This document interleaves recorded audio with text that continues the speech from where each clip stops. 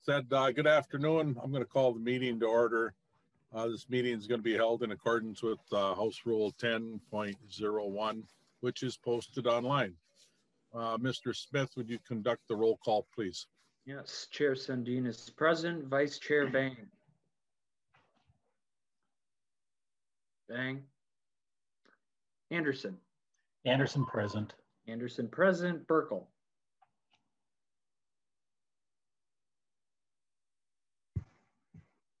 Burkle. Eklund. I'm present. Burkle present. Eklund. Present. Eklund present. Hanson R. Hanson R. Present.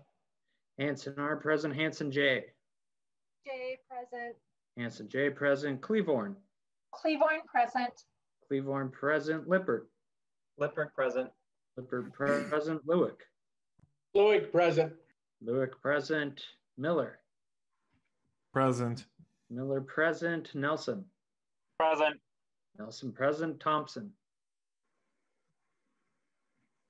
We do have a quorum, Mr. Chair. Thank you, Mr. Smith.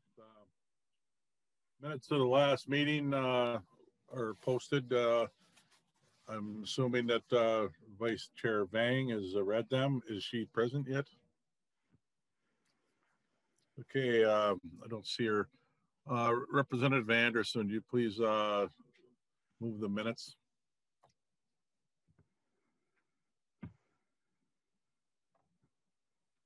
Would anyone like to move the minutes? I'll move the minutes, Mr. Chair. Thank you. Representative Eklund's moved the minutes of the previous meeting. I'm sure everyone's read them thoroughly. Any corrections or additions? Hearing none, all of those in favor of approving of those minutes, say aye. Aye. Aye. All those opposed, say nay. Okay, those minutes are adopted. Today, we're going to have a budget review from the Board of Animal Health and then two bills. We blocked about 50 minutes for the Board of Animal Health and then the remainder for the bills. All the meeting material is provided ahead of the meeting and are posted on the committee website. Dr. Thompson, you are up first. Please introduce yourself and begin your presentation. Thank you, Chair Sundin, and give me a moment here.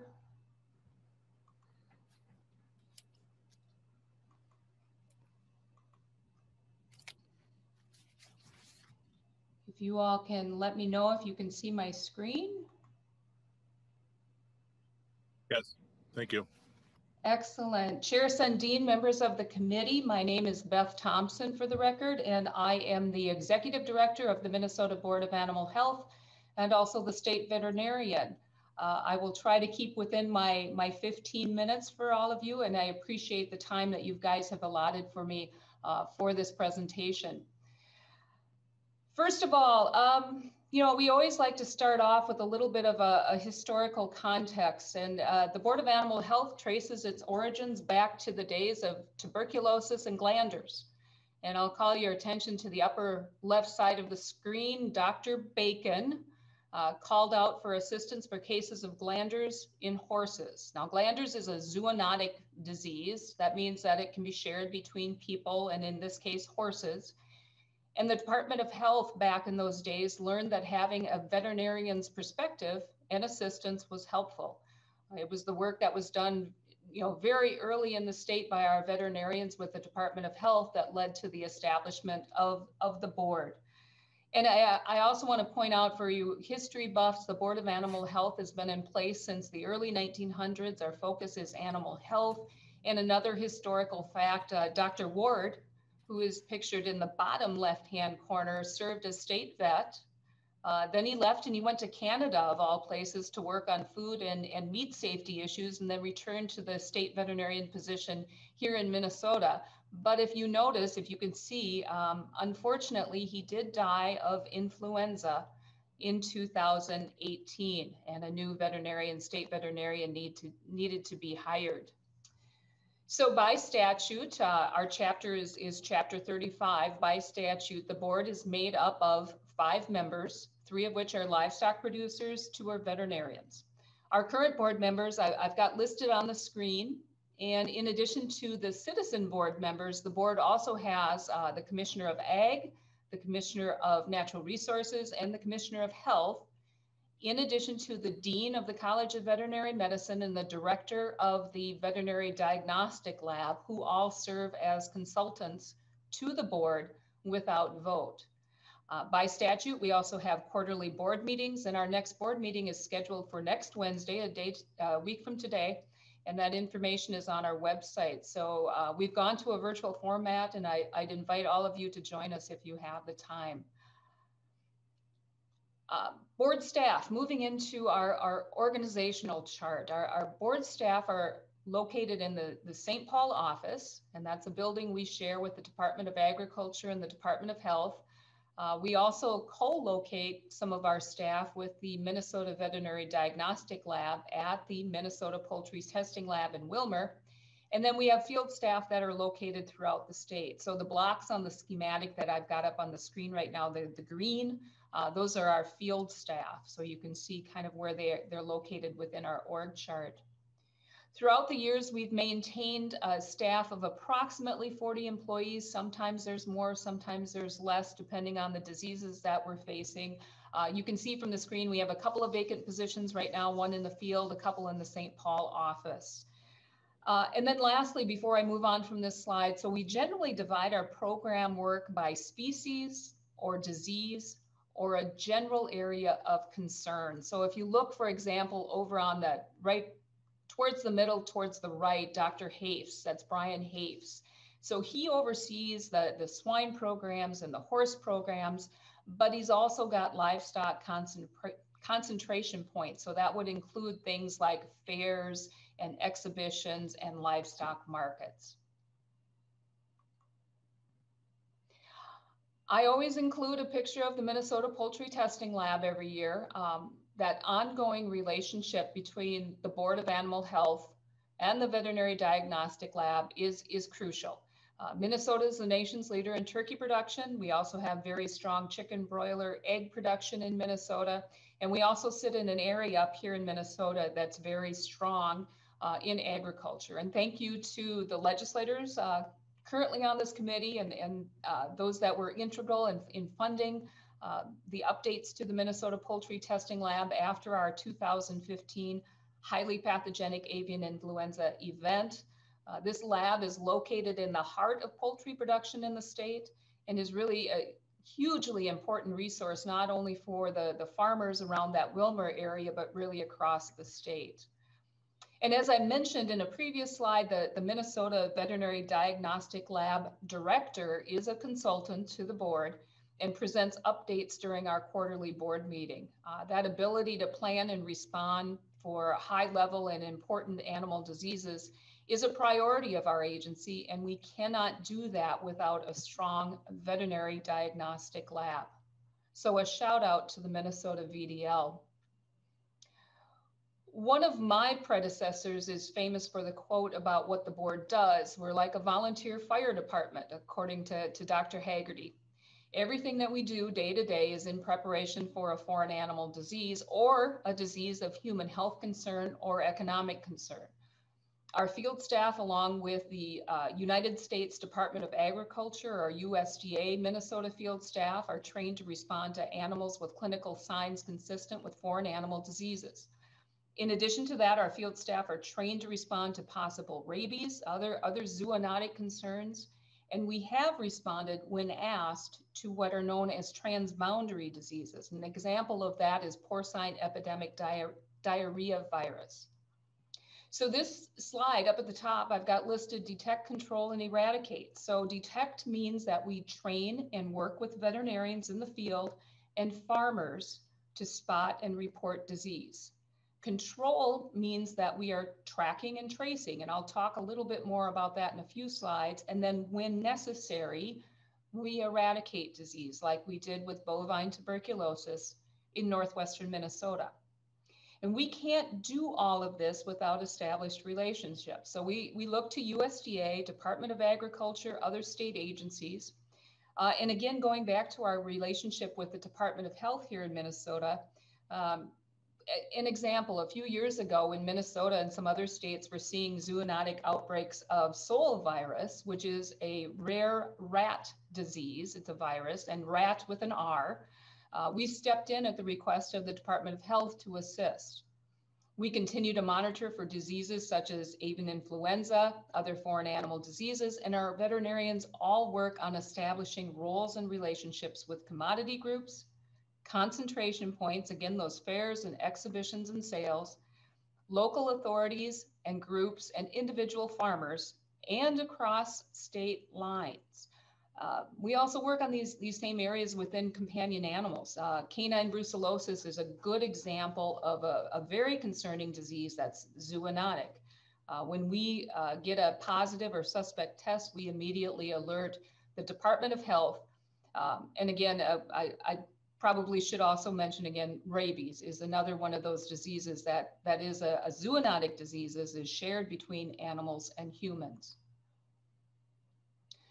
So an important aspect of disease control is applied with emergency planning and preparedness. My thanks to the Department of Ag and all other state agencies that assist the board in responding to foreign animal diseases. If and when we see a foreign animal disease, and highly pathogenic avian influenza was an example, our agency of 40 people can't handle it alone. So on the left side of your screen, you see a photo of an exercise activity that was held fairly recently. The board's communication director and our emergency planning director are standing on the outside of that group. And then we have a IT person, a mapper, and the Department of Ag interim emergency director all pictured. So when a foreign animal disease strikes, all of agriculture comes together. In a few slides, I'll discuss some of the other diseases, but overall, the importance of working together in a Minnesota response is imperative. We have emergency disease management committees stood up for both poultry and swine. These committees serve and meet on a regular basis, and the members of these committees include the University of Minnesota, other regulatory agencies, farmers, vets, slaughter plants, researchers, and others. Emergency response also includes state-to-state work and communication. I'm in regular contact with North Central states, the states up here in the Midwest. We share ideas and we work through planning all together. And so speaking of other states, I have to pull out one program. Minnesota enjoys a very modern system for tracking and tracing animals. We all know that animals move across our state lines from farm to farm, also moving within our state. But animal disease traceability is defined as the ability to efficiently and effectively track livestock for disease purposes. This includes not only record keeping, but those official ear tags that are placed in animals. Animal disease traceability is a component to animal health. It's part of our system of what we do across state lines, and it's not meant to be a state standalone initiative. Whether we're talking about cattle or hogs or sheep or deer and elk or other species, Minnesota truly is a leader in traceability in the United States. So very quickly, moving on to some current events, we currently have a H6 virus, a low path avian influenza virus that is found out in Western Minnesota. There have been a couple of farms with clinical signs and mortality, but the vast majority of cases over the past few months have not had many signs. Since this is low pathogenic, there is an industry response, and the board is in a supportive role. And I can answer more questions about this if needed and get into some more detail. Second bullet point up there, of course, COVID, SARS-CoV-2, the infection in domestic animals and livestock populations. We did diagnose, Minnesota did have SARS-CoV-2 diagnosed in a domestic cat fairly early on, back in the spring. And then there was also a large cat diagnosed in a facility located in Pine County more recently. So another example of working hand in hand with the Department of Health. And if you're interested, any of the members are interested, I'd really recommend viewing the CDC website. They have a couple of pages dedicated to SARS-CoV-2 in domestic animals. The third bullet point there, I've got another slide coming up on African swine fever, so I'll save my comments on that one. And then lastly, CWD, chronic wasting disease. In October of 2020, an animal located in a herd in Houston County down in southeastern Minnesota was diagnosed with chronic wasting disease. Houston County is part of the wild endemic area, wild deer endemic area. That herd was depopulated in January. What's interesting about this case is that the farm had been double fenced since before CWD was found in the wild in that area. So to be clear, at this point in time, the herd has been depopulated and we're still awaiting results from the National Veterinary Services Lab. So we will wait to see if there are any other positive animals on that site, and the board will be issuing a press release when that information comes out. Circling back, African swine fever, there has been a lot of work that has been done, but we still need to do more with African swine. Oh, you know what? I'm on the wrong slide here. Let me back up in my notes. Here we go. Okay, so back to the COVID-19 response. You know, it seems like May was years ago because of all the work that was done across the state and state agencies on COVID-19. Our area for doing work, of course, is animal disease. We also work with animal owners and veterinarians. As you can see in the list, we assisted in the formulation of how vet clinics and individual veterinarians could continue their work. That was very important work. We put guidelines in place for exhibitions, shows, sales of animals. And we continue to work with the Department of Health on cases of possible COVID-19 in animals, especially companion animals. And I need to make a call out to our Minnesota veterinarians. They did just an amazing job of working out plans on how they could continue to care for animals. And again, I'm talking both livestock and pets. And they continue to do that in very important work within the Minnesota guidelines. So a big thank you to veterinarians. So now, African swine fever, I've got a map up of the World Organization for Animal Health from December of 20, so about 6 weeks old. For those of you who aren't aware, African swine fever, you can see that we have no red on the North American continent, which means we have not had it here in North America, Canada, the United States, Mexico. African swine fever is considered then a foreign animal disease. It can be transmitted through pork and pork products, so raw, frozen, dried, undercooked pork products.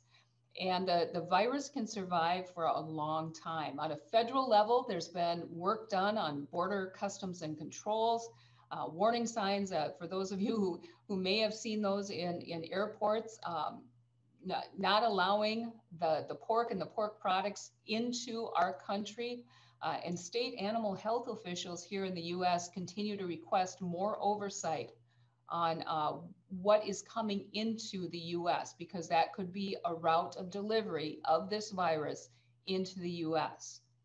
And if you look over into Europe and especially Germany, they're really struggling. They found the disease in wild boar, those wild feral swine that they have across Europe. And fortunately in Minnesota, we do not have an established population of wild boar, but we do know that populations of wild pigs sit just north of us in Canada, and then certainly in the southern United States. So on a state level, I and Dr. Hafs and Dr. Suskovit are all involved in a number of national, regional, and swine-producing state efforts on enhancing our ASF, our African swine fever response. Like the response to avian influenza, if and when we do see African swine fever in the US or even on the continent, we will need a swift response. The clinical signs can be muted, they don't show up immediately, and there is a good chance that the disease could spread unknowingly. So we need not only our staff and other staff from other agencies to be ready to respond, we also need our lab to be able to respond.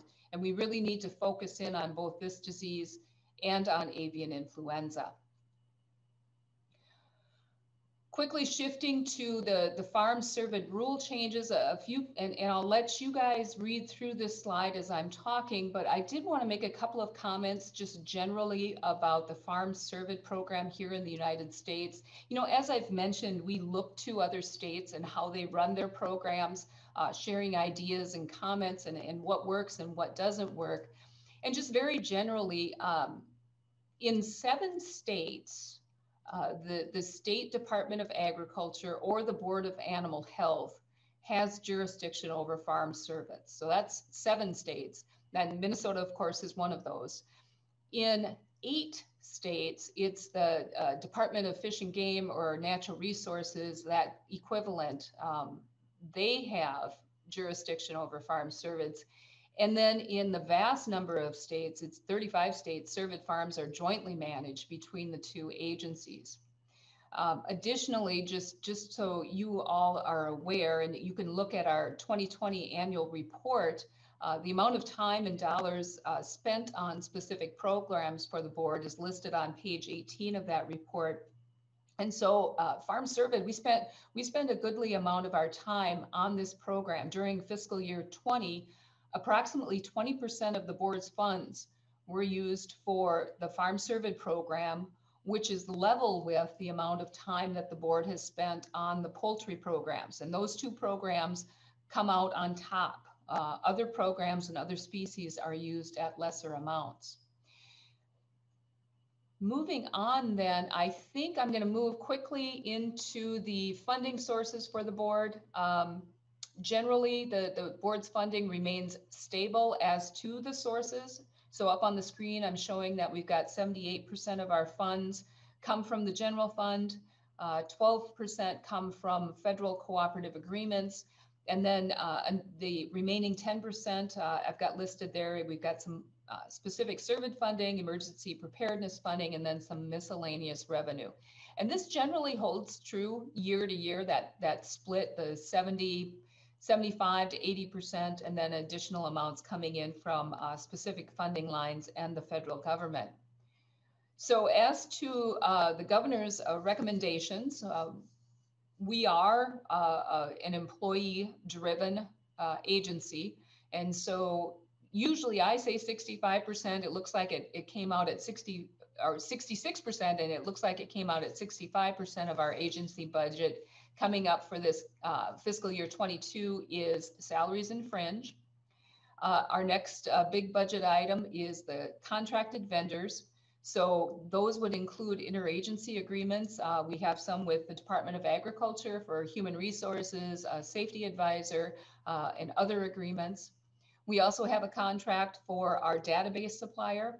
We also have contracts in place with the Veterinary Diagnostic Lab for avian influenza testing and chronic wasting disease testing, and then a few smaller contracts. And then you can read from that slide the additional budget lines that we have: information technology, travel, rental space, and then some miscellaneous other expenses.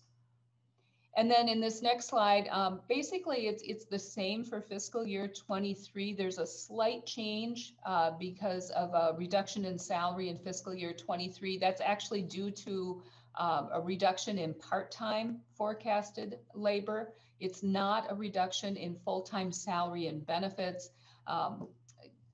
Salary and benefits, this is working within the governor's budget.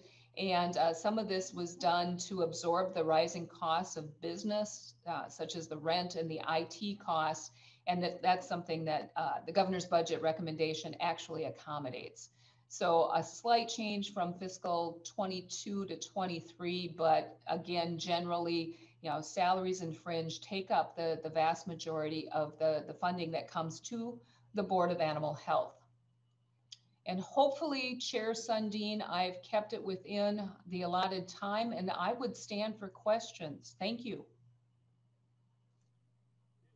Thank you very much. As a good educational presentation here. Are there any questions for Dr. Thompson? I see, in order of appearance, Rob Eklund, please. Representative Eklund, Chair Eklund. Thank you, Mr. Chair, and Dr. Thompson. Long time no see, I guess, but thank you for your presentation. How many cervidae farms have been depopulated in the last 3 years, Dr. Thompson? Oh goodness, last 3 years, we've got the Houston County herd, and then we had herds associated with the Pine County herd. Don't hold me to it, but I want to say 5 to 6. Okay. But I can get you that exact information. I have to look back on the exact years, Representative. Mr. Chair. And follow up, Representative Eklund. Thank you, Dr. Thompson. Thank you, Mr. Chair. And just a comment, if 20% of your staff time and finances are going to a agriculture operation that is this small, if I'm not mistaken, there's about 100 whitetail farms in the state and about 300 total cervid farms in the state. Compared to our pork producers, poultry producers, and cattle, it seems like a significant amount of your budget is going to such a small part of our agriculture industry in the States. I'll be interested looking forward to working with you and others on seeing how we can remedy that. Thank you, Mr. Chair and Dr. Thompson. Chair Hansen, you have a question. Thank you, Mr. Chair and Dr. Thompson. Good presentation.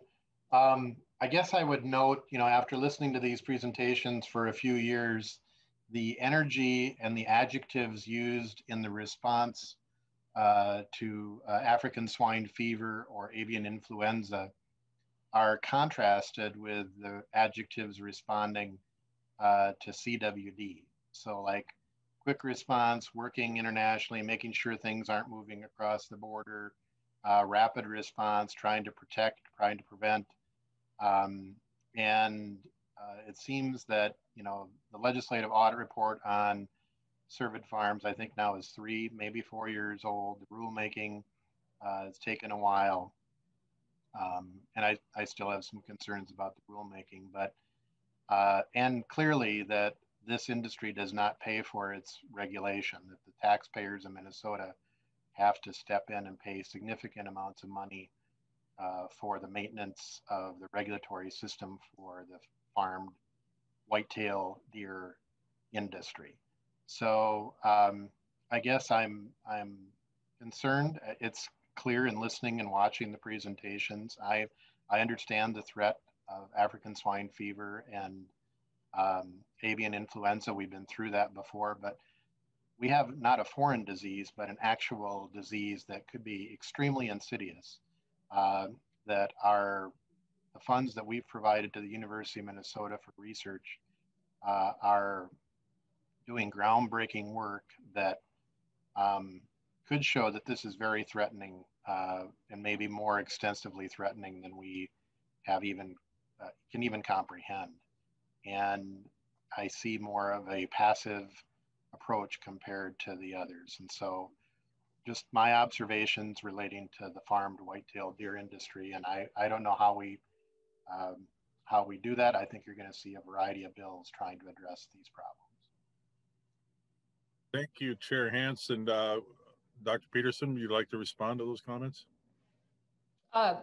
Chair Sundin, Chair Hansen, thank you for the comments. And I guess I would have to go back and take a look at the presentation itself. I can tell you that when I talk about at least 20% of the board's staff and time being spent on farm cervids and chronic wasting disease, we're not taking it lightly.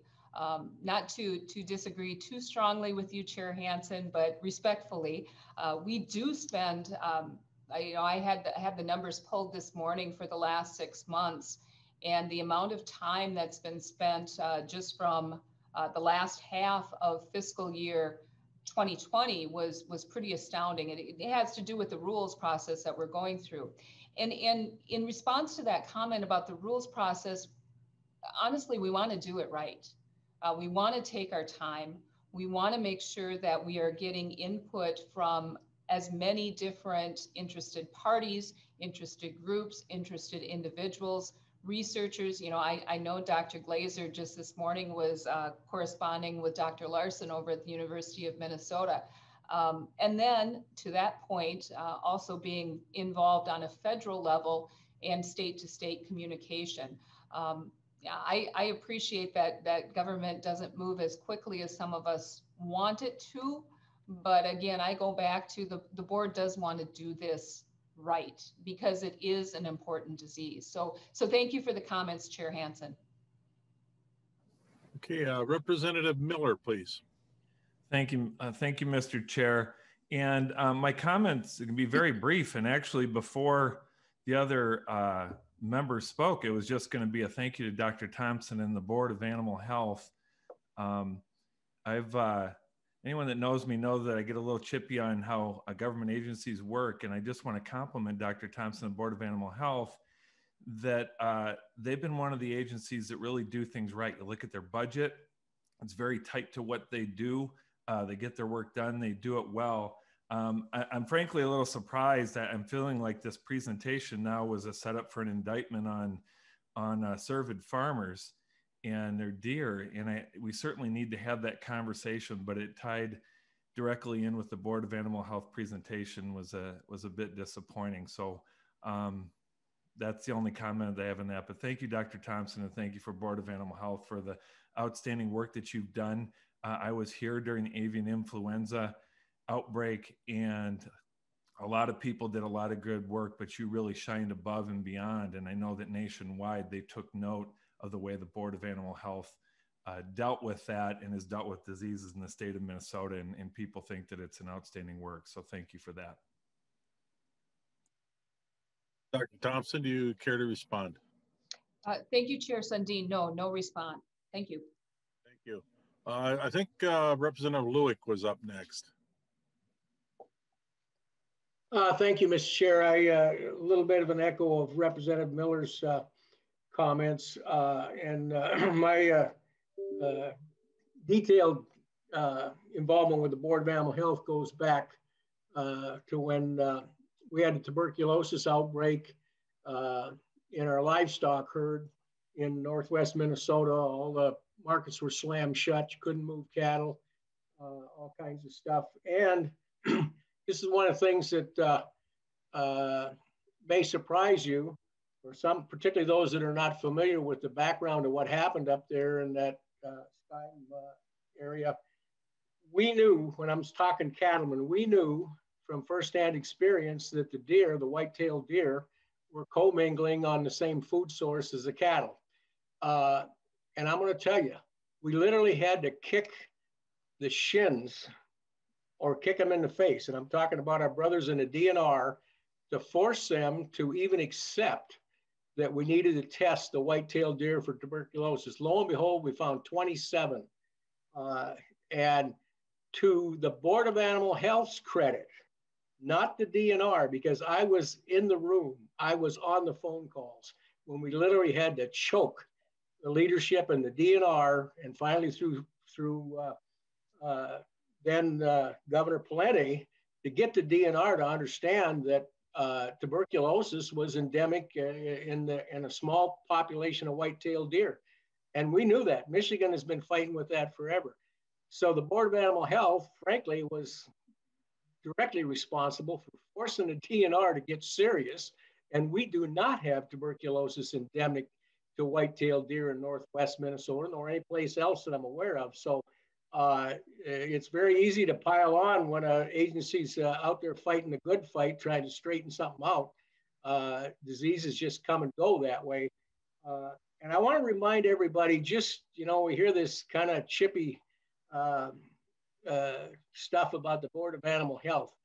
And for those of you that are not directly involved in agriculture, the fundamental mission of the Board of Animal Health is to protect the food source and the health of every resident in the state of Minnesota. So for those of you that want to play the line item game about, well, did so much money go for this and the swine folks might not got it, no, that's not what it's about. It's really simple. The Board of Animal Health exists to protect our food source, and it exists to protect our people from diseases like brucellosis, which is a zoonotic that can cause our women to miscarriage. There's a whole bunch of fundamental reasons why this agency exists. And I want to just echo Representative Miller's comment that they do one heck of a good job. And, you know, when you're when you're fighting with a disease as tough as chronic wasting disease, it's real easy to pile on. But I think we ought to be helping rather than piling on. That's all I've got to say about it. Thank you, Representative Lewick. I think Nathan Nelson was next. Representative Nelson. All right, thank you. And I got a couple of, thank you, Mr. Chair. I've got a couple of questions or comments on, you know, just wondering on the, you know, the 20% staff time that ends up going, you know, toward the Cervidae farms. And at the same time, looking at, you know, we'll talk about like African swine fever, you know, and that's just how much, you know, are you able to take from like an African swine fever? Yeah, we may not have to end up spending near as much time on that as a board, but how much, you know, work is collaborating with other states and kind of a national response to that versus, you know, we start looking at, you know, there's 7 states that have the cervid farms under the jurisdiction of basically the Board of Animal Health, and 8 of them are kind of under the natural resources. You know, 35 of them are joint, and you know, there's a whole lot of variance and really kind of a lack of conformity and unity on the management of Cervidae farms. So how much as that ends up, because you know, there's kind of 50 states all in their own fight against it essentially, and everyone is managing it differently. So how much of that really becomes because there's not maybe the unified response that the swine fever or other things have, you know, does that make a big difference? And what would it look like if, maybe part 2 of the question, what would it look like, you know, if we did have a joint venture in managing the cervid farms? Dr. Thompson? Mr. Chair, Representative, I'll try to address both of those questions, probably intermingled here with my response. First of all, our agency and Dr. Linda Glazer and others head up the Farm Cervid program. Our agency does participate both regionally and on a national level when it comes to both farm cervid generally, but also chronic wasting disease. And there is a USDA meeting coming up next week for, you know, just an example, a meeting coming up next week that Dr. Glazer is going to be part of, which, you know, brings together those, the cervid staff from USDA, the researchers, and then other states that come together. Now, having said that, that also happens on the natural resources side. Of course, we're not involved on the natural resources side, but certainly Dr. Karstensen and others from Department of Natural Resources share what they find and what they hear from some of those meetings also.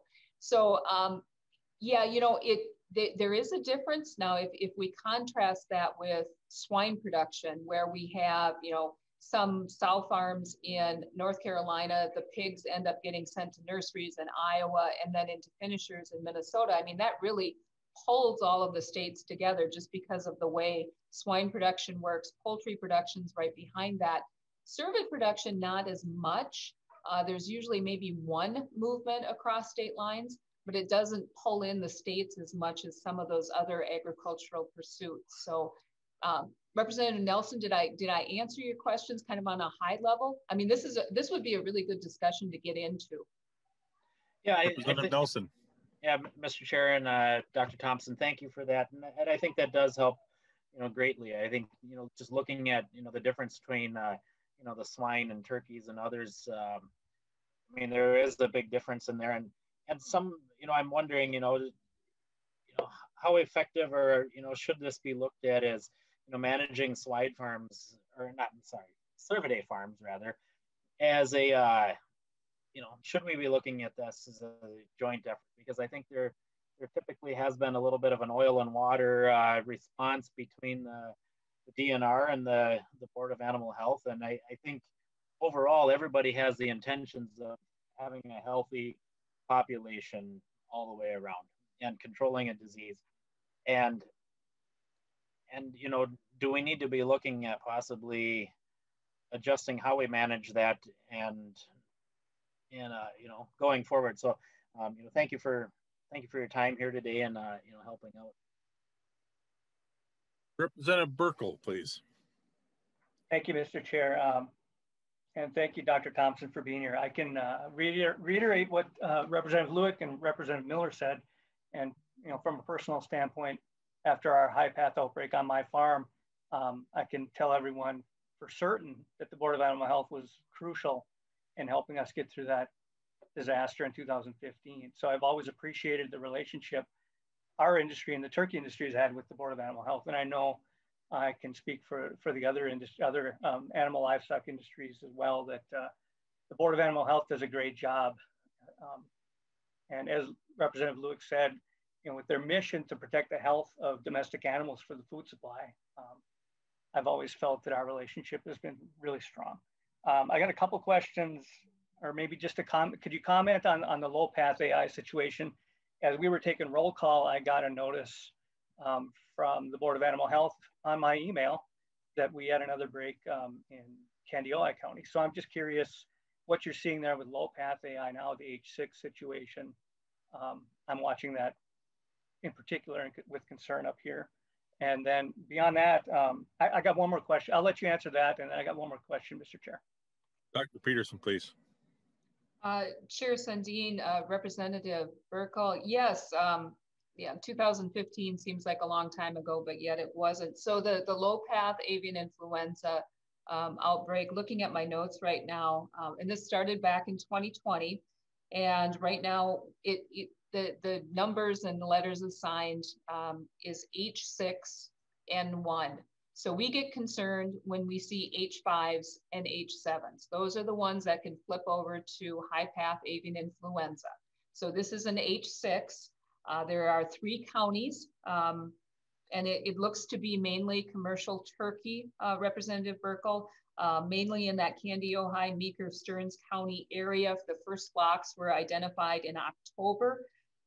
And again, as I mentioned, there is an industry-driven response since this is a low path and it's an H6. It's wild bird origin is what the National Veterinary Services Lab is telling us about it. We're assisting, the board is assisting with testing and tracking some of the flocks, sending out disease alerts like you just got. We do map for the folks that are involved in turkey production so they can see it on a map. And then we're going to be using some of our case managers to do epi investigations coming up. I think next week is when we're starting. Mr. Chair and Representative Burkle. Thank you much. Representative Burkle. Thank you, Zach. Mr. Chair, thank you, Dr. Thompson. I got one more question concerning the CWD. I know I've served on the EDMC for a while on the poultry side. I'm curious if, concerning the CWD situation and the amount of budget you are, I would make the case that the CWD budget wouldn't you make it the correlation that at some level that also applies to cattle too? I mean, your budget's not just for deer farming. You're protecting the cattle industry as well with what you're doing there. So has there been any conversation about maybe an EDMC, specifically focused on CWD? And that's really the gist of my question. Dr. Thompson. Chair Sundin, Representative Burkle, that is a very good question. We did have an advisory committee that was, and I believe we technically need to call that a working group within a state agency that was stood up. And that was active up until we started working on our rules document. And then the advisory committee for the rules document came into play. But that working group that we had stood up included Department of Natural Resources. We tried to involve all aspects of cervid production, and others were involved in that group also. So not called an EDMC, but we did have a working group. Thank you. Anything further, Representative Burkle? Nothing further. Thank you. Thank you. Terrific discussion. I thank you for that presentation. Certainly reminds us of the valuable work that the board does. So that said, the first bill up today is one of mine. It's House File 138. Vice Chair Vang will take the chair, please. Yes, Mr. Chair. Chair Sundin, please move your bill and feel free to begin. Okay. I would move that House File 138 be laid over for future consideration. When Fond du Lac Band brought forward an interest of seating Native American on the Board of Animal Health, I wondered what took them so long. This is probably overdue. We could have addressed this a few years back when the interest of introducing elk throughout reservation land, ceded land in Minnesota first came up, and I think it's just an absolute terrific idea to have an entity represented on the board that controls so much of the wildlife in so many acres here in Minnesota. So 138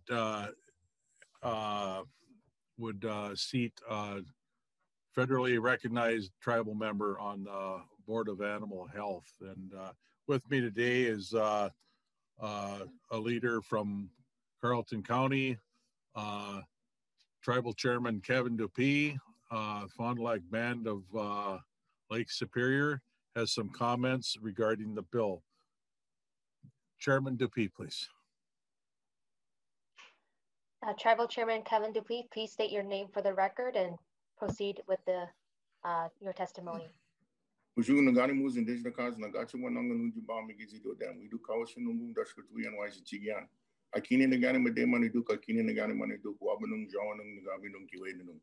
Well, good day, everybody. My name is Kevin Dupuy, Chairman of the Fond du Lac Band of Lake Superior, Chippewa.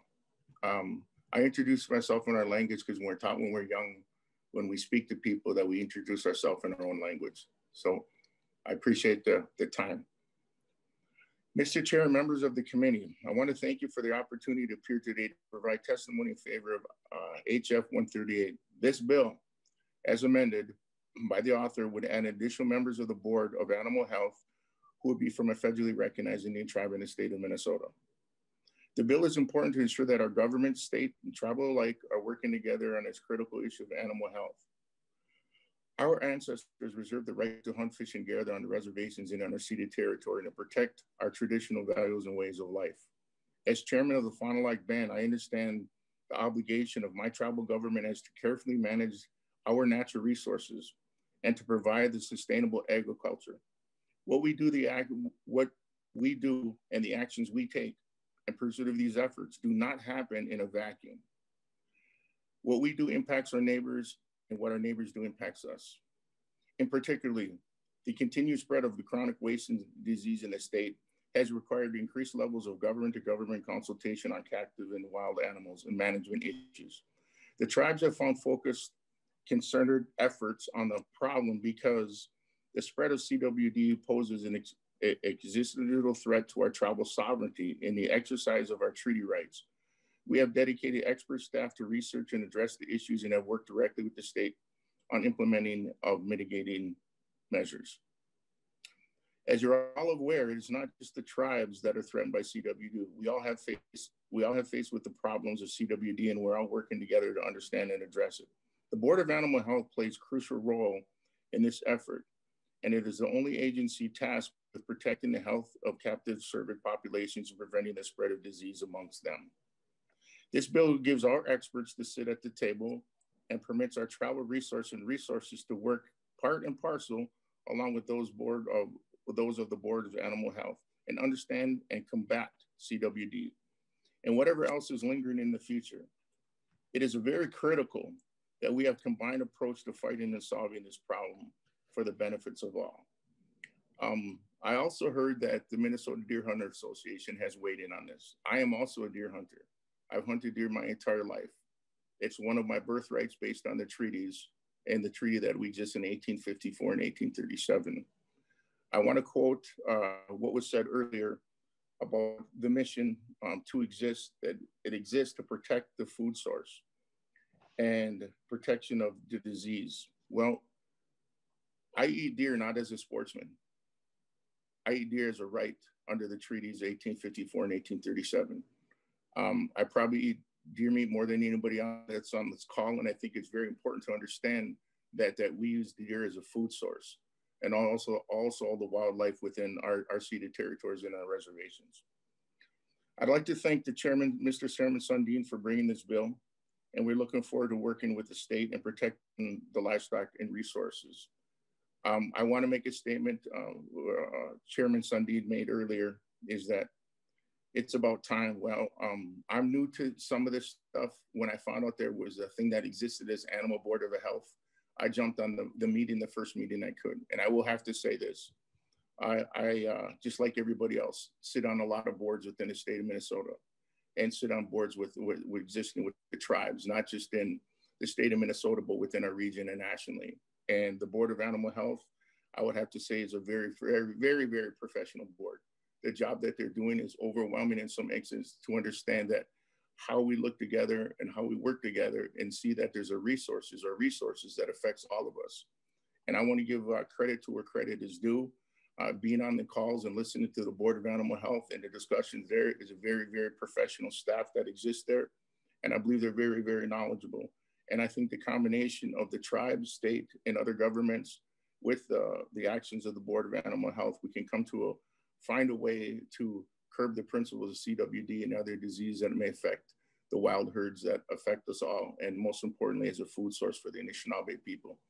Miigwech, thank you for your time. Thank you, Chairman Dupuy. Your presence is welcome, and we're grateful that you're able to be here today to testify in support of this bill.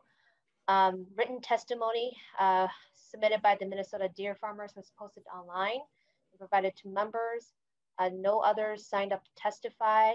I also see there were no amendments submitted. And I'll open the floor for questions and discussion from members. And I see Representative Miller. Thank you, Madam Chair, and to the author, Chair Sundin. I have a question that's just clarification. Is this, and then I might have a follow-up comment to it, Madam Chair, maybe not, depends on the answer, but to the author, is this an additional person on the board, or is it just one of the 5 that needs to be a member of one of the, I want to make sure I say it right, the recognized, federally recognized tribes in Minnesota? Chair Sundin. Thank you, Chair Vang. Actually, my motion today was to lay it over for future consideration. And the reason for that is there's may be a little bit of work to do due to the fact that there are other bills moving in regards to the Board of Animal Health. And we have not seen the last of the 138. I expect to revisit it at some point. Okay, Madam Chair. Representative Miller. Thank you, Madam Chair, and thank you for that, Chair Sundin. And I'll reserve almost all my comment for when we do that, because I certainly support having proper representation here. And I think that if we have a member of a tribe who is one of the board, I can certainly support that. We've had in recent years expansion of this board, and it's kind of brought, maybe I'm just jealous of this, but the Board of Animal Health has been somewhat pure of politics, which is pretty tough to do these days. And I'm not saying this is, okay? That's why I wanted to clarify the question. But there's been efforts to expand the board. And when you look, if this is going to be an additional thing, you look at how the board makeup is, it's based off of professions and skill sets. And I would argue that I'd like to see a vet or a producer that is from one of the tribes that would be involved, and that it would fit within the confines of that, because that's what I think the Board of Animal Health is where it does its best work. And so I certainly will pay attention to this. The way I think this is written, I can fully support it, but that's why I asked for that clarification. So I look forward to the conversation more in the future. Thank you. Representative Anderson. Thank you, Madam Chair. And Mr. Dupuy, I hope I got your name correctly pronounced. Thanks for being here today. I appreciated your testimony. You said you've, in the past, have been working with the state, and you're all working together, and I applaud that. With an additional member on the Board of Animal Health board, what do you see that would happen differently that that currently isn't happening now, as long as you say that you're already working with the state and all working together pretty well? Chairman Dupuy. Thank you for the question. I think the statement that I made was, as my position now, I never knew that the Minnesota Board of Animal Health even existed until somebody told me that this existed, and I joined the meeting at that time. So I've been probably involved with it maybe 5 or 6 months max on listening to what's been going on. I think the point of having a tribal representative to there is to look at it at a different lens, or possibly looking at a tribal perspective with it, and to understand that we're obligated to the treaties, and the treaties been upheld in federal court. So there's an obligation from the federal government to serve under that principle to ensure that that right is carried out with the tribal indigenous people of the state of Minnesota, especially with the Fauna Like Band, where we're treaty signers to the 1854 treaty, which covers the northeastern part of the state of Minnesota, the 1837 that goes south to northern Washington County, and also into the northern part of Wisconsin, and the 1842 treaty that goes all the way into the UP of Upper Peninsula, Michigan. So within the treaty right principle, it's basically just having a tribal input in it, not to look at something to oppose things, but to have a collective principle, like the gentleman just spoke, that what does it mean to have a tribal representative on there? Well, one, that you get to see a different look at the principle, and to identify that it's not just a process to under a state regulation, but there's a group of people that have an ability based on federal law to enjoy these resources. And the ceded territories is also a shared resource. So within the shared resource, we believe that we're not part of that process when we should be that process. And I think the knowledge and the historical knowledge of the indigenous people can give some light to also on how this process should work with the indigenous people. But we're looking at it not to just for indigenous people, but we want to be at the table to help across the board. And I think we have the knowledge and the historical teachings and knowledge within our people to explore that, but most importantly, to be at the table. If I'm answering your question, I hope I am, to understand the principles of the indigenous people in the state of Minnesota and why these things are so important to us. There's so many anomalies that exist with CWD on how it's spread, how it isn't spread, and we don't have them answered, just like nobody has been able to answer my question from the beginning, is what does CWD actually do? I know what it does to deer. Can it be transferred to humans? Can it be transferred to canines? Can it be transferred to birds of prey? Can it be transferred to the smaller animals like voles and everything that eat on carrion? These are questions that concern us that would affect our entire ecosystems within our ceded territory and our reservation boundaries. I hope I answered your question. Follow-up, Representative Anderson. Thank you, Madam Chair. And Mr. Dupree, yes, you did very fully. I have one additional question for the author of the bill, if he would stand for one very quick question. Certainly. Please proceed. Certainly. Thank you, Madam Chair. Chair Sundin, the governor appoints these members to the Board of Animal Health. Could he not currently do that if he so choose, being these are appointments made by the governor? Chair Sundin? I imagine he could, but I don't think it's the intent of the governor to displace anybody that's currently on the board, given their sphere of or their sphere of knowledge of agriculture and animal husbandry, all of the above. So I don't think the governor is ready to displace anybody on that board. Okay. Members, just want to give a quick reminder that we have about 10 minutes left blocked for this bill. And so please keep your comments or remarks, questions concise. Representative Hansen. Thank you, Madam Chair. And Chair Dupuy, thank you for being here and providing your government's perspective on the bill. I think it is very needed. To the bill, I think it is important to expand the board.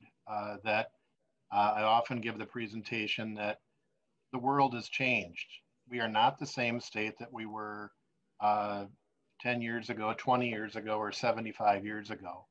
And having the board be 3 farmers and 2 veterinarians most of the presentation we've heard so far today has been talking about agriculture. But today, most of the veterinarians are with small animals and companion animals. And how do those potential diseases that they may have jump into human contact? That hasn't been a focus. And so I think what adding the tribal member, a tribal representative, excuse me, on the board, adding to the board provides different perspective. And I think there needs to be more additions to the board, because often what happens here is it's always, let's never change anything, ever. Let's never change anything, ever, because this is the way we've always done it. And this isn't the way it always has been. With tribal representation, it's not that the world has changed. We need to listen to the folks who were here before us. They give a different perspective. That's a different perspective that's needed not only on this board, but other places as well. And we shouldn't be afraid of dissenting or different or just plain never heard from before opinions. And it's always, don't ever change anything, because something might happen. Something might happen. Well, things do happen. We're in the middle of a pandemic right now. And so in that crisis, there is the opportunity to do things better, to adjust to a new reality. And adding a tribal member is a tribal representative is one small step. And I think there also needs to be others. Good job, Chair Sundin. Representative Burkle. Thank you, Madam Chair, and thank you, Chair Sundin, for bringing this bill forward. I guess I would remind Representative Hansen that we are in the middle of a pandemic. And as we've walked our way through this pandemic for the last year, we've been told to follow the science. And I guess most of my questions have been answered. Representative Miller asked the question I was going to ask. So the only comment I'd make is the goal and the mission of the Board of Animal Health is scientific. And I'm hoping that as we move forward, and I'm glad to hear we're laying this over, but we protect the mission of the Board of Animal Health here. We have industries that rely on its expertise. And I'm afraid that if change for the sake of change is what we're going for, we'll lose the idea of following the science. So as we walked our way through the high path epidemic back in 2015, I can tell you that all the tabletop exercises that we walked through with the Board of Animal Health really helped us as an industry get through the problem we faced and that disaster in 2015. So I appreciate the bill coming forward. I appreciate the idea of tribal input. I hope we follow the science here and keep the mission of the Board of Animal Health intact. Thank you. Representative Lueck. Thank you, Madam Chair. And I just want to compliment Chair Dupuy for one, showing up, and I share your concern about those questions that we don't have answered, some of them not at all, and some of them only partially, as to the mechanics of how this chronic wasting disease works. And I just want to tell you, as a neighbor to your immediate west, I want to extend my hand to work with you on any way that we can move this thing forward. I work with Chief Executive Benjamin on a variety of things, and another, although a little bit off topic, I want to extend my personal thanks on behalf of Sheriff Gaida and our public safety people in Aiken County for the hard work that your folks are doing to make sure we just keep everybody safe and allow everybody to have their say their piece and that type of thing. But again, I just want to publicly extend my hand to you directly that I'm ready to do whatever we can because chronic wasting disease, you probably have better deer hunting luck than I do, but I eat my fair share of venison myself. I kind of grew up on it too. So thank you. Thank you. Chair Sundin, do you have any closing comments before you renew your motion? I'll be brief. You know, I'd like to thank the band for bringing forward this proposal. You know, it just proves that we have shared interests in the state of Minnesota, And I think it's very important that we move down this path together. And remember that the original Minnesotans have a stake in the wildlife and animals in the state of Minnesota. So so I just renew my renew my motion here that this 138 be laid over for future consideration. Okay, thank you, Chair Sundin and Chairman Dupuy. And with that, House File 138 is laid over. And now return the gavel to Chair Sundin.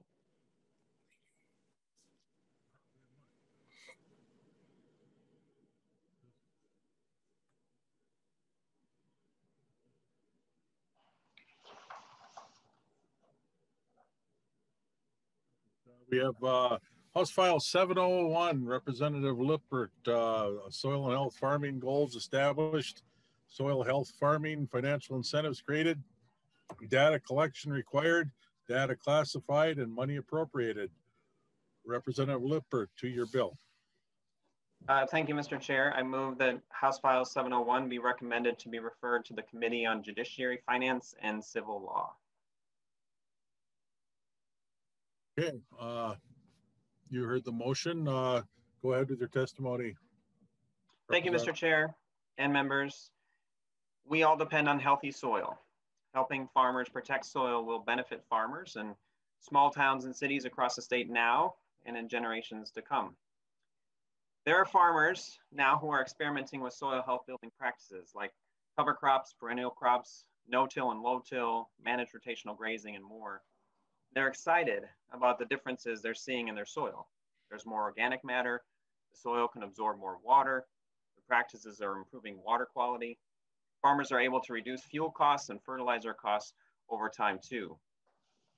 These practices, especially those that establish grasses and perennial crops, can be a part of the climate solution too. Some soil scientists have more optimistic carbon sequestration assessments than others, but even the cautious scientists believe that these practices can play a role in helping us meet our climate goals.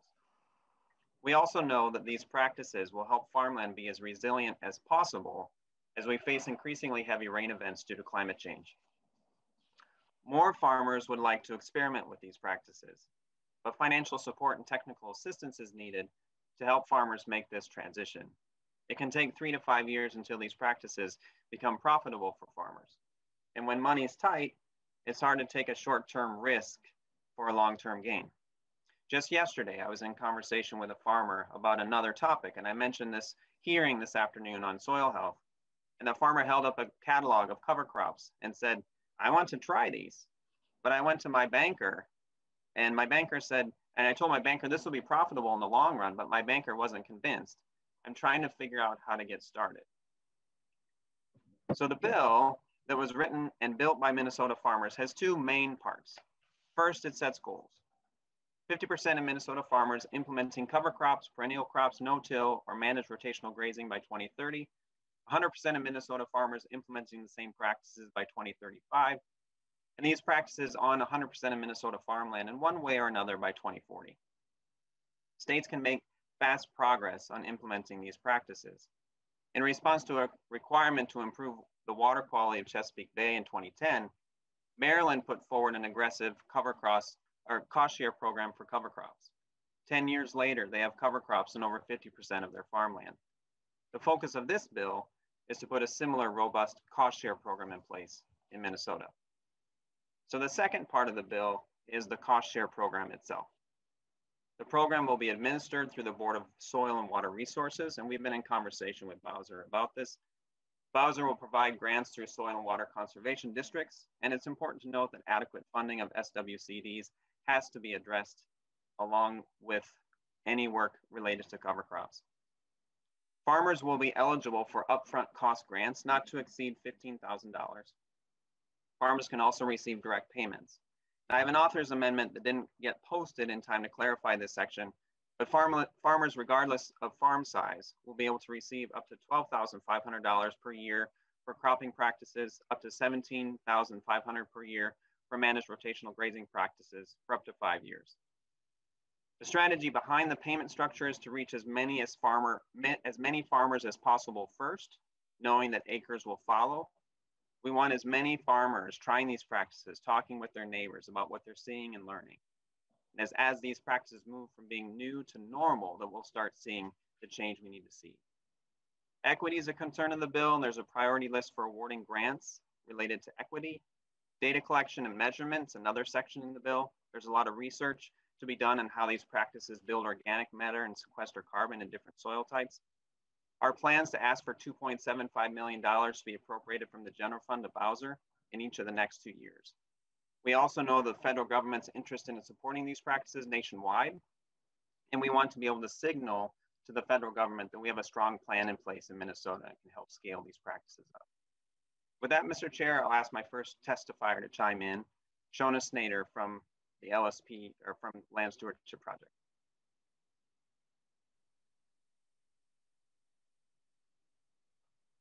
All right, thank you, Mr. Chair. My name is Shona Snader. I work in the soil health program at the Land Stewardship Project. Today, I'm calling you from my home in Preston, Minnesota, where I live 1 block north of the Root River in the Driftless region. If you know our corner of the state, then you know that with our karst topography, the effects of extreme weather are very evident on our bluffs and in our freshwater streams. It is a real concern for our trout populations, soil erosion, and our drinking water. Through my organizing experience with farmers, I've come to recognize, along with many farmers, that practices like no-till with cover crops and rotational grazing sequesters carbon, builds soil tilth, and in turn improves water quality and resiliency to weather. Building soil health also saves farmers time, money, and contributes to resilient rural economies. I'm in support of this bill because direct investments in making soil health practices profitable has shown in other states to increase adoption. Maryland has 50% of their farmland in cover crops after incentivizing farmers, like Representative Lippert said. And just for reference, in Minnesota, we are around 2 to 3%.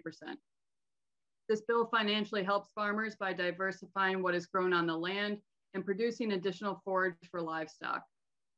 I support investing in farmers because they want to do what is right for the land and water. I also know that farmers who have access to funds without many barriers like excessive paperwork and have technical and farmer-to-farmer educational support have great experiences implementing these practices. It will be important to have the boots on the ground support of our local soil and water conservation districts and the Board of Water and Soil Resources. Learning to implement these practices well is not easy for farmers. There is a learning curve of about 3 to 5 years. So let's be sure to help them through this learning process. Farmers are the solution to climate change. Let's help them do that job. I hope to have your support in passing forward this bill and ensuring our communities and farmers are invested in and resilient for the future. Thank you. Mr. Chair, my next testifier is Luke Peterson. Thank you, Mr. Chair. I'm Luke Peterson. I run 700 acre organic farm near Dawson, Minnesota. We have a very diverse rotation that includes corn, soybeans, wheat, winter wheat, alfalfa, flax, barley, oats, perennial pasture, and kernza. We have started a grass-fed beef herd, and we have eliminated all fall tillage, and we plant pollinator strips on the border of our farms. We direct market a lot of our crops, and we try to sell them as local as possible. We are focusing more and more on putting as many perennials into the rotation as possible. Like I said earlier, we plant alfalfa, kernza, and are adding rotational pasture to our system. These crops are important for the future of our farms. They build resiliency into the system by building deep root systems that store carbon in the soil. They reduce and/or eliminate tillage and the need for large amounts of chemical and fertilizer applications. They also give me a feed source to bring livestock back onto the farm and multiple income streams. Cover crops in the system gives me another feed source for my livestock and helps me supply fertility to my fertility to my soil. On an organic farm, it also helps suppress weeds. Paying the right farms to implement these practices helps them through the transition phase of being able to afford the costs that go along with implementation.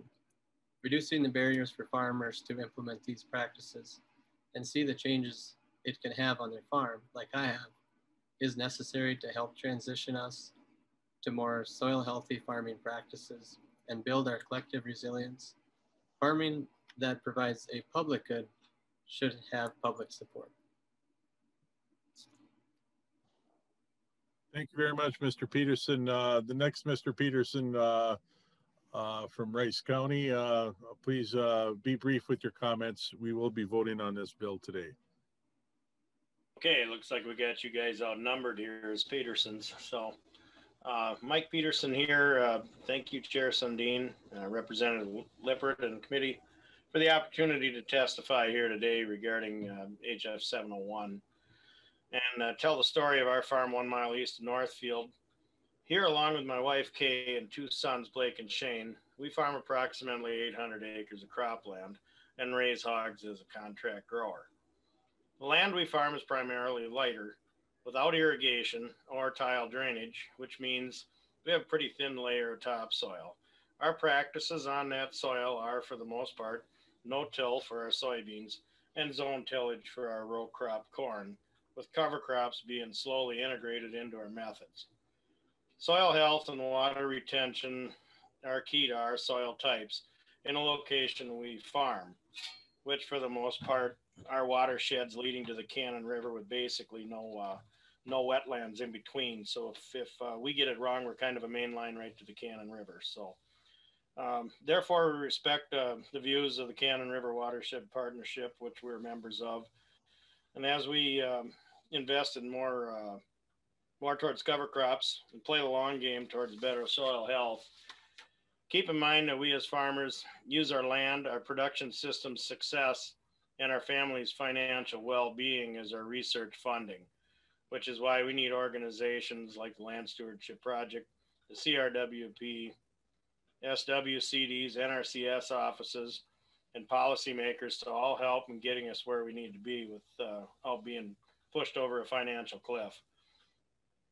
I know for the most participating in this meeting, people participating in this meeting today have heard the benefits of better soil, cleaner water and air, as well as the fact that we improve our soil health, we can sequester more carbon, which for me, the land I farm may be able to help out other crop production systems that are more carbon intensive. And what I mean by that is basically, all of agriculture in general probably can benefit if a lot of us do well as far as sequestering carbon. Things that come to mind are sugar beets and potatoes that have a hard time with their crop mat and whatnot, and probably couldn't plant cover crops until after harvest. I can integrate or interseed and go along with that, so maybe we can help out. I do believe in the future farmers have to and will do better. I do see improvements in practices already being made. Climate's not the only challenge we face in agriculture, but with cooperation on all sides between producers, the public, we can continue to have a healthy and abundant food supply, as well as be part of the solution. And I really appreciate this opportunity, and I welcome any questions. To the committee, we have time for one question. If there is one question, make it a good one. Hearing none, seeing none. Mr. Chair. Mr. Chair, this is Nancy. You did have one other person sign up to testify before you vote. Oh, I missed that one. Who would that be? Miss Vanny. Okay. Sheila Vanny. Miss Vanny, would you, okay, I see it now. Okay. Miss Vanny, please go ahead. Thank you, Mr. Chair. My name is Sheila Vanny, and I'm the Assistant Director for the Minnesota Association of Soil and Water Conservation Districts. We represent Minnesota's 88 SWCDs, the 440 men and women who serve on their elected governing boards, and their employees. I want to take this opportunity to thank Representative Lippert for carrying House File 701 and for those who were involved in helping draft the language. It's exciting to see the recognition that this bill gives to SWCDs as having the landowner relationships and technical expertise at the local level to continue to implement soil health practices, both on tilled acres as well as grazed acres. Approximately 70 of our 88 SWCDs are co-located at the local field office level with our partners at USDA. SWCDs work closely with the Natural Resources Conservation Service, or NRCS, and the Farm Services Agency, or FSA, on programs and practices that complement our soil health efforts. And SWCDs are trained and credentialed to implement soil health practices that follow technical standards established by USDA NRCS. We are still working on reviewing all of the details of the bill and getting input from our SWCDs. But one observation we would offer is that the administrative components set out for SWCDs are pretty significant. And I think, Mr. Chair and Representative Lippert, there was some recognition in your opening comments that funding for SWCDs would be a pretty critical piece of this as it goes forward. So we thank you for that. But just want to highlight the ranking, payment calculations, costs, documentations, and payment processing do present substantial workload for SWCDs. And so we would want to make sure that the districts get funding for implementing these aspects, as well as, actually providing the technical expertise and project cost share that we are more accustomed to providing. Mr. Chair, those are our brief comments. I just, again, want to thank Representative Lippert for bringing the bill forward. We look forward to continuing the conversations on strengthening and enhancing the existing SWCD role with agricultural producers on soil health practices. So thank you. Thank you, Ms. Vaney. We have time for two quick questions. Representative Hansen, please.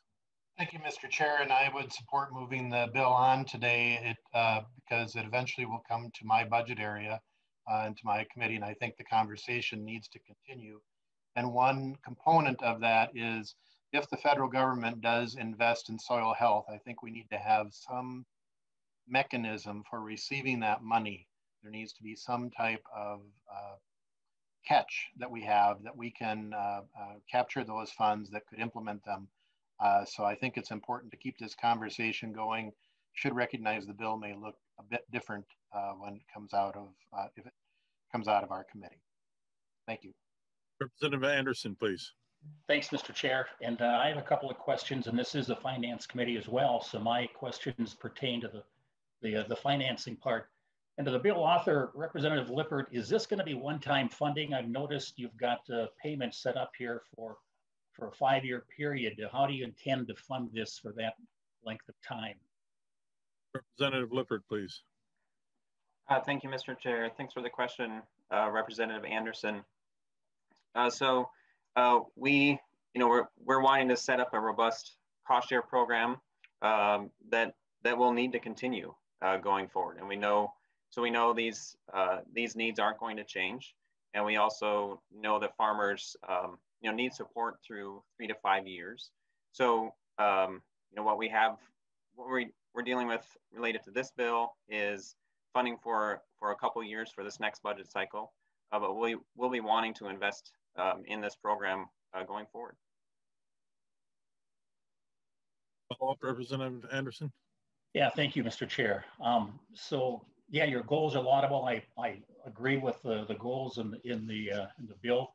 A lot of them farmers are doing already. You notice rotational grazing, that pays for itself. When you get those paddocks set up, it pays for itself and increased production. A lot of these things, as I mentioned, farmers are already doing. Maryland was also mentioned is a great place for cover crops. I agree with that, but again, Maryland's climate is somewhat different than we are here. They're along the ocean, we're further north. Establishing cover crops can be a challenge here in this part of the country. And, we have 26 million acres of cropland in Minnesota. And that's a big chunk to bite off. And I would again remind people that we have the water quality certification program.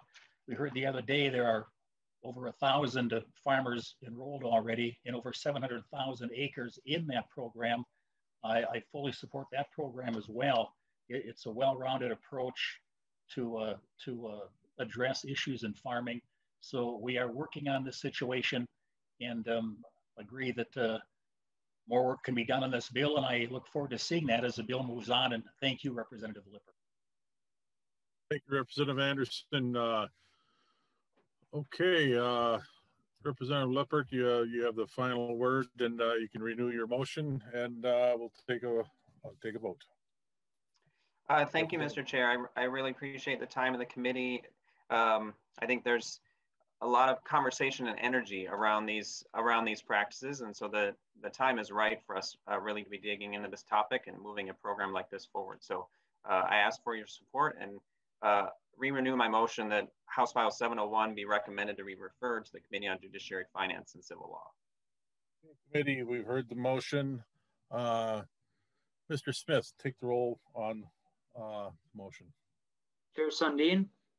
Aye. Sundin votes aye. Vang? Aye. Vang votes aye. Anderson? Anderson, aye. Anderson votes aye. Burkle? Aye. Burkle, aye. Eklund? Aye. Eklund votes aye. Hanson R? Hanson R, aye. Hanson R, aye. Hanson J? Hanson J, aye. Hanson J, aye. Cleavorn? Aye. Cleavorn, aye. Lippert? Lippert, aye. Lippert, aye. Lewick? Lewick, aye.